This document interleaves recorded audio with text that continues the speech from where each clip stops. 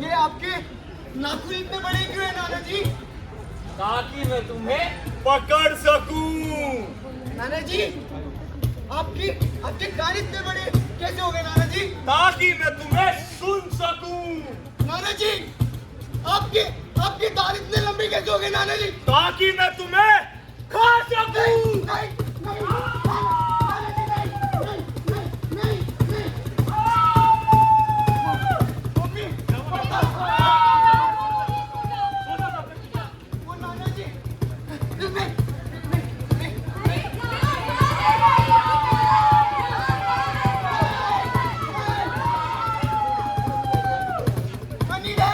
Please मुझे बचाओ, please मुझे बचाओ, प्लीज मुझे बचा लो, प्लीज मुझे बचा लो, प्लीज बचा लो मुझे, प्लीज मुझे कोई बचा लो, प्लीज माँ बाप के लिए उनके बच्चे बहुत खास होते हैं।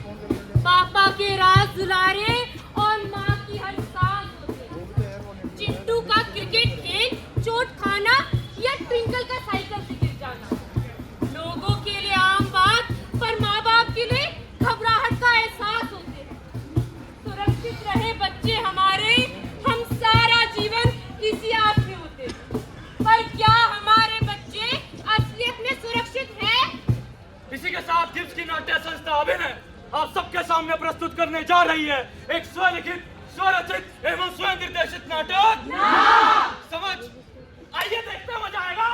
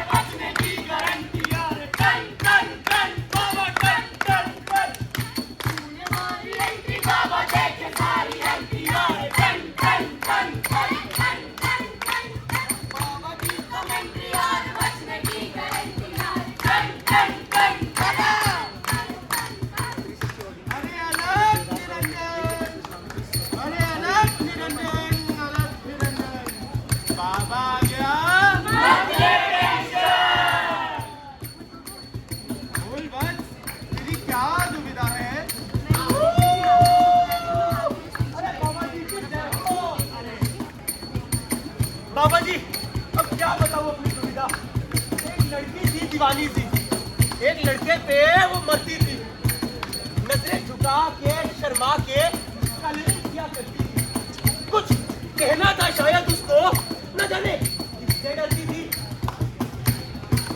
अरे बाबा, it's a matter of love. पर प्रॉब्लम क्या है? प्रॉब्लम अभी बता देते हैं। प्रॉब्लम रे मामा रे मामा रे मामा रे मामा रे मामा रे मामा रे मामा रे मामा रे मामा रे मामा रे मामा रे मामा रे। आज मम्मी पापा घर पर नहीं है। आज मामा भांजी अकेले खेलेंगे। अरे ये तो मामा है। मामा देखो मेरी कलरिंग कैसी है। क्या कलरिंग करी है बेटी तुमने? क्या बढ़िया कलरिंग है। इसके तुम्हें गिफ्ट देना तो बनता है ना। लो चॉकलेट। अरे वाह। अरे पकड़ो। अरे पकड़ो। अरे आ जाओ आज मामा, यहाँ तो हाथ क्यों पकड़ रहे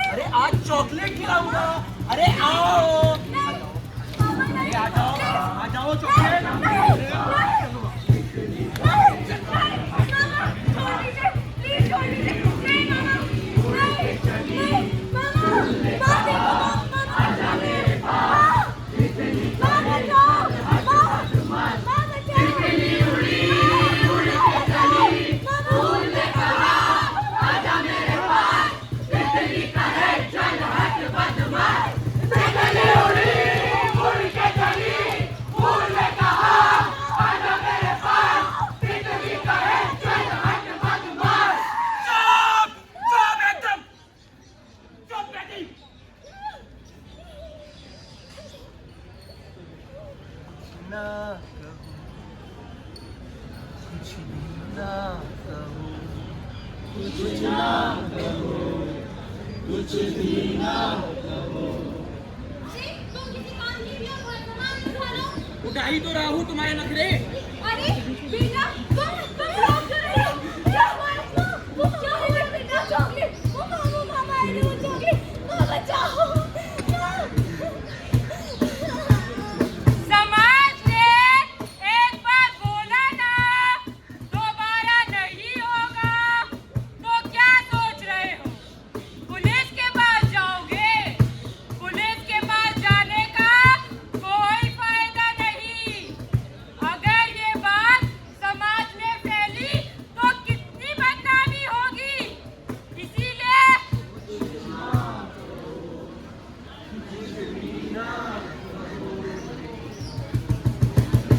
ओ माय गॉड बाबा, बॉक्सू।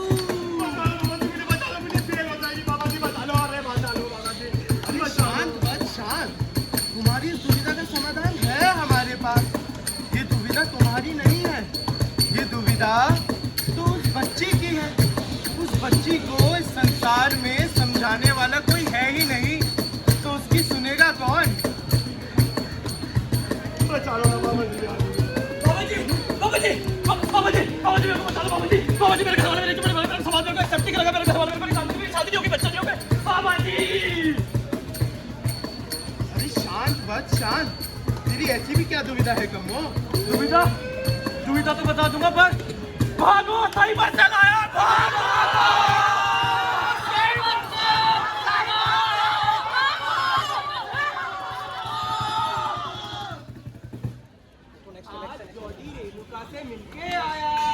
आप तो जॉडी बड़ा ही खुश लग रहा है। अरे अरे इनकॉग्निटो मोड क्यों खुल रहा है? अरे अपना काम करो।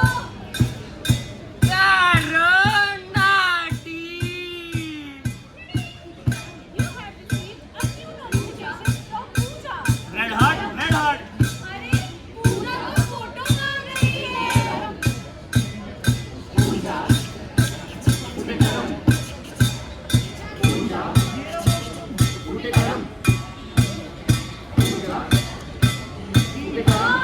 इसने तो फोटो भेज दी।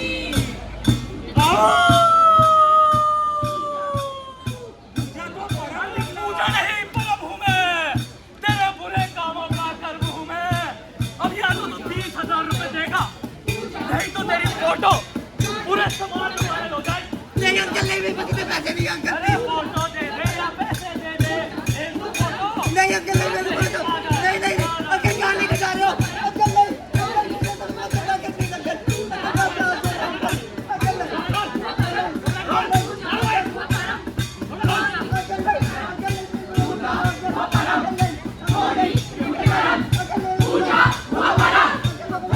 ये फोटो अब होगी वायरल, क्योंकि जॉडी तूने तो पैसे दिए नहीं। अब क्या करूंगा इनका मैं? तू तो गया जॉडी, तू तो।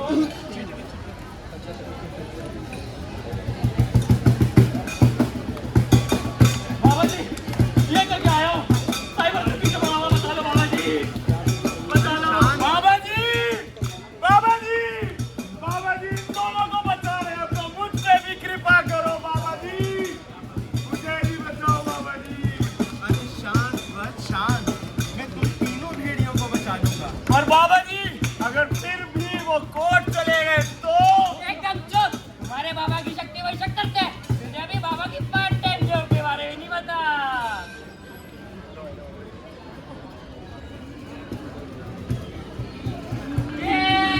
स्टेट वर्सेस एक्यूज बाबा हाजिर हो। जज साहब, मेरे ये तीनों क्लाइंट निर्दोष हैं। ये तो इन बच्चों के माँ बाप की चाल है मेरे इन 3 निर्दोष क्लाइंटों से पैसा हड़पने की। माँ बाप की चाल है? अरे लेकिन सारे सबूतों को मद्देनजर रखते हुए तो यह साबित होता है कि इन तीनों दरिंदों ने इन बच्चों का यौन शोषण किया है। अरे कैसे सबूत जज साहब, कैसे सबूत? सबूत है तो लाओ, दिखाओ सबूत। There is no incriminating evidence. जज साहब, मेरे ये 3 क्लाइंट तो समाज के निर्दोष और इतने इज्जतदार और दानी लोग हैं। भला इतने इज्जतदार और दानी लोग जिन्होंने मेरा मंदिर बनवाया, मेरा आश्रम बनवाया, वो कैसे किसी का शोषण कर सकते हैं जज साहब? ये इज्जतदार लोग, अगर इन लोगों की समाज में इज्जत है तो क्या इन बच्चों की कोई इज्जत नहीं? कैसी इज्जत? कैसी इज्जत? ये 3 बच्चे मात्र अपने माँ बाप की कठपुतलियां हैं जो उनके इशारों पे नाच रही हैं जज साहब, जो उनके घिनौनी साजिश में उनका साथ दे रही है। भला कैसे? माँ बाप की कठपुतली कैसे? अरे माँ बाप में तो बच्चों का प्राण होता है, प्राण। कोई पैसे ऐंठने के चक्कर में अपने बच्चों को कठपुतली कैसे बना सकता है? तुम्हारी सोच कितनी छोटी है। सोच मेरी छोटी नहीं, छोटे उस लड़की के कपड़े हैं। I object. जज साहब, मैं तो कहता हूँ ये सिर्फ मेरा और इस कोर्ट का कीमती समय बर्बाद करने की एक घिनौनी साजिश है।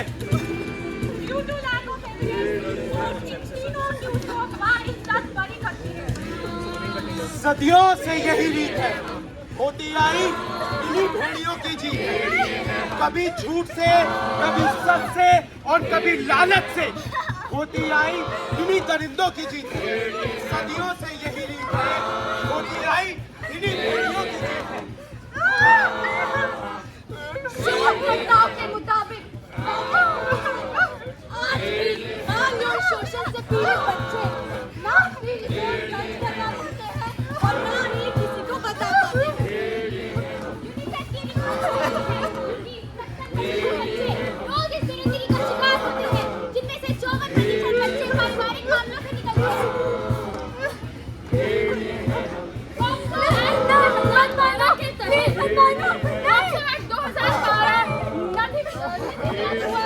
बच्चों एवं महिलाओं की सुरक्षा के लिए आईपीसी सेक्शन 375 के द्वारा कोई भी पुरुष किसी की सहमति के बिना या किसी बच्चे की सहमति के साथ एवं उसकी सहमति के बिना उनका यौन शोषण करता है तो वो एक कानूनी अपराध है।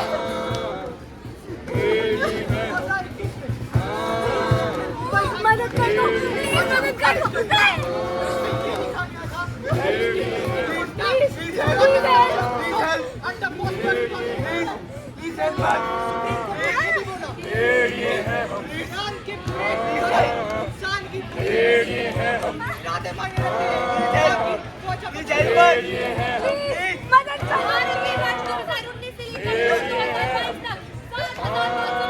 बच्चों का योग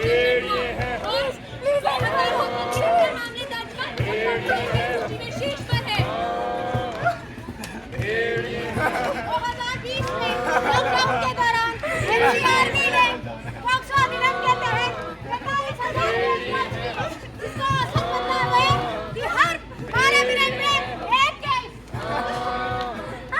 आखिर क्या गलती थी मेरी? आखिर क्या गलती थी मेरी कि मुझसे मासूमियत को छीना गया? आखिर क्यों वो गहराइयों में रास्ता बना रहे थे जो तो तफसील से गहरी भी नहीं हुई थी? ये दरिंदगी ऐसी है, ना जात देखती है ना बात, ना दिन देखती है ना रात, ना लड़का देखती है ना ही लड़की, बस देखती है तो सिर्फ अपनी मुंह और बनाती है हमारी अकेले और नई कहानी। आज भी मुझे वो एहसास महसूस होता है, घिन मचती है मेरे रूह में, घिन। बात समान थे वो मेरे, लेकिन उस दिन उस समय में वो कैसे मेहमान बन गए। मेरी मासूमियत को अल्फाज देने वाली मेरी माँ, वो भी मेरा यकीन ना कर सकी। उस दिन जब नाना जी ने मेरी पैंट खोली,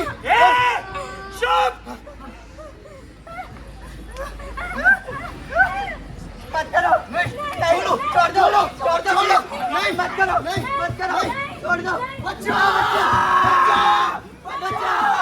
छोड़ो,